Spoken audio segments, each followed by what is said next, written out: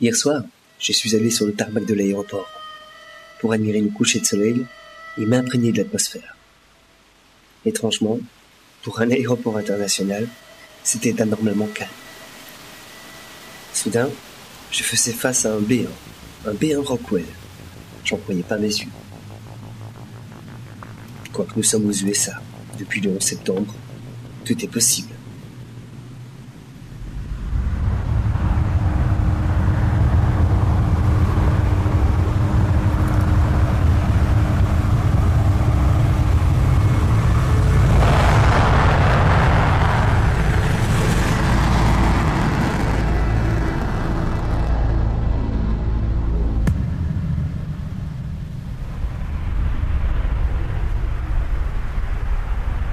Bel oiseau, même si l'objectif est lugubre.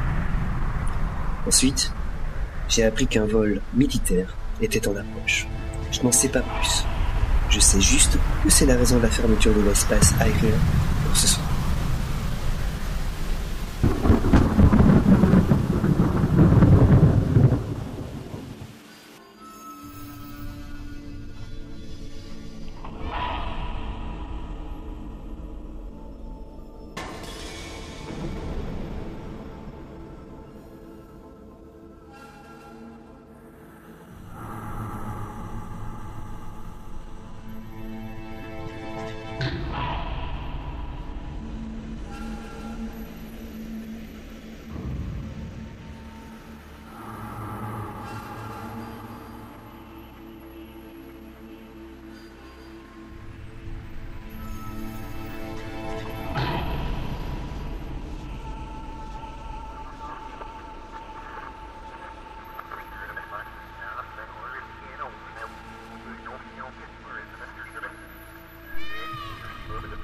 Avant d'aller me reposer, j'ai décidé de rester quelques minutes pour observer l'arrivée de ce vol très mystérieux.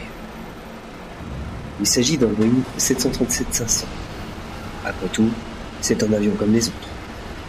Et comme il s'agit de virtuel, je ne risque pas de me faire arrêter parce que je me promène sur les pistes. Alors autant en profiter.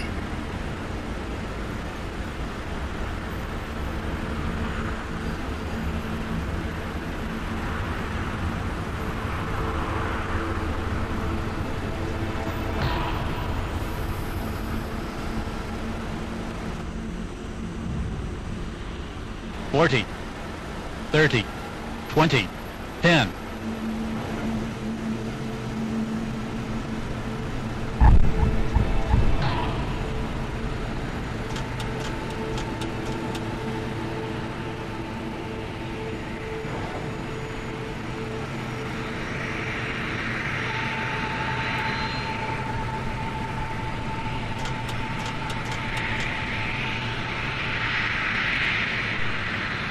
Pour clôturer en beauté, au même moment, et à nouveau, un B1 Rockwell se pose de l'autre côté de l'aéroport. Nous sommes dans l'Ouest américain et j'ai découvert qu'en Utah, Nevada, Arizona, Kansas, Texas sont régulièrement sillonnés par des patrouilles de ce type, des B1 Rockwell, probablement pour l'entraînement. Ces grands espaces américains favorisent évidemment les zones militaires interdites à l'aviation civile. Je devrais être très vigilant et faire très attention demain en me promenant.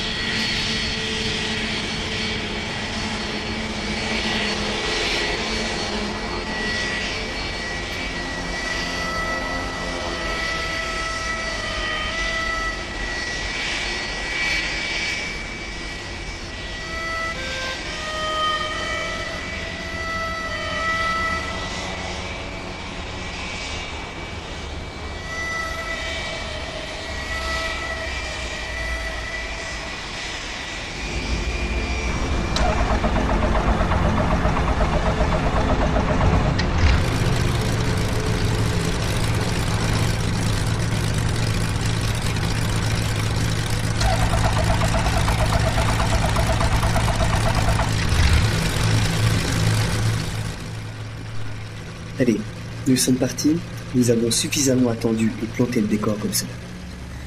Après avoir eu le feu vert de la tour, pour prendre la piste 35 direction nord et le taxiway, nous démarrons l'avion. Après la rotation, j'effectuerai un virage par la droite de 180 degrés, cap 166 en direction de notre premier point de navigation. Installez-vous confortablement, car je viens de recevoir aussi le feu vert pour le take-off, c'est-à-dire le décollage.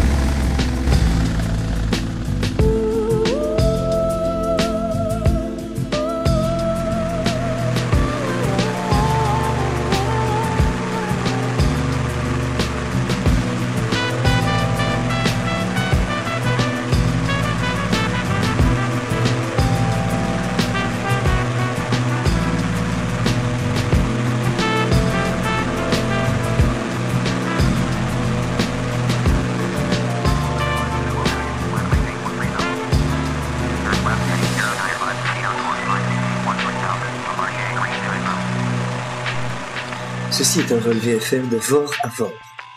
Sans entrer dans les détails techniques, voici 3 éléments dont vous devez tenir compte pour utiliser votre plan de vol. 1.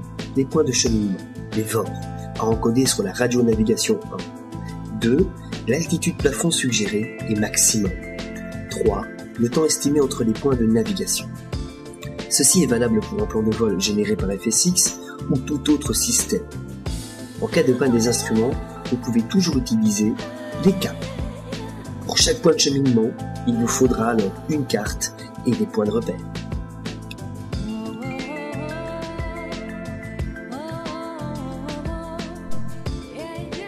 En voici d'ailleurs l'exemple sur le plan de vol actuel.